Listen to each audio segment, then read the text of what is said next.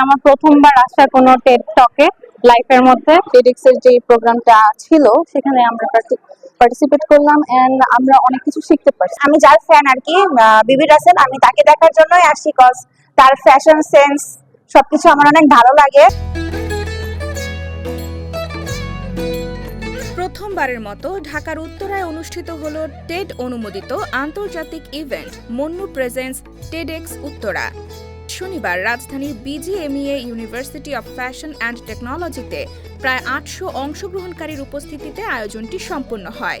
আমার প্রথমবার আসা কোনো টেড টকে লাইফের মধ্যে, তো আমার এসে এক্সপিরিয়েন্স এই পর্যন্ত ভালোই লাগছে। আমি অনেক যারা স্পিচ দিল, যাদের স্পিকাররা এসেছে এখানে, কয়েকজনের যারা শুনতে পাইলাম, সকাল থেকে অনেক কিছু শিখতে পেলাম, অনেক এক্সপিরিয়েন্স গ্যাদার করলাম। সকাল থেকে আমরা যে টেডএক্স এর যে প্রোগ্রামটা ছিল সেখানে আমরা পার্টিসিপেট করলাম এন্ড আমরা অনেক কিছু শিখতে পারছি। ইভেন আমি বিশেষ করে শিখতে পারছি যেটা হচ্ছে লাইফের যে যত বড় লেখেছি থাকুক না কেন সেটাকে মানে এখানে আমি জাস্ট আমার যে ফ্যান, আমি যার ফ্যান আর কি বিবি রাসেল, আমি তাকে দেখার জন্যই আসি, কজ তার ফ্যাশন সেন্স সবকিছু আমার অনেক ভালো লাগে। আর এমনিতে প্রোগ্রামটা আমি অনেক এনজয় করছি, কজ এটা আমার ফার্স্ট ডেট, তো আশা করি বাকিটাও অনেক ভালো লাগবে।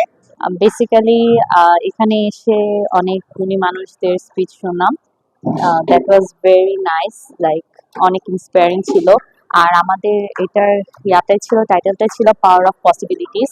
সো এখানে এসে আসলে নতুন করে হোপ খুঁজে পাওয়া, লাইক হ্যাঁ কোনো কিছু নতুন করে করা যায়।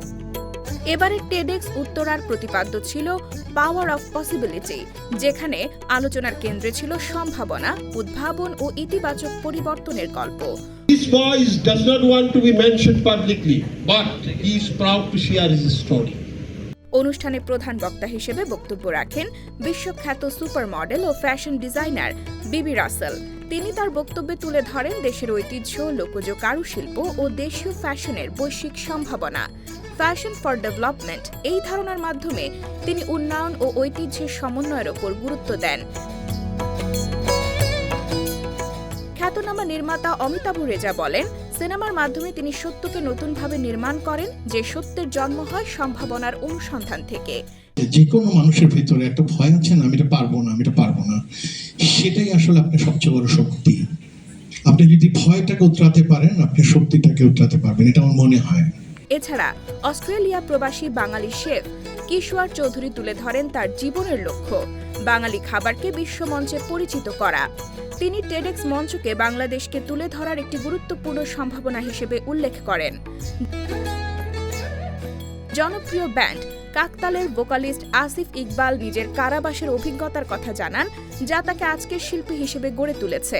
তার মতে, মানুষের ইচ্ছাশক্তি জীবনের সব প্রতিকূলতা জয় করতে পারে।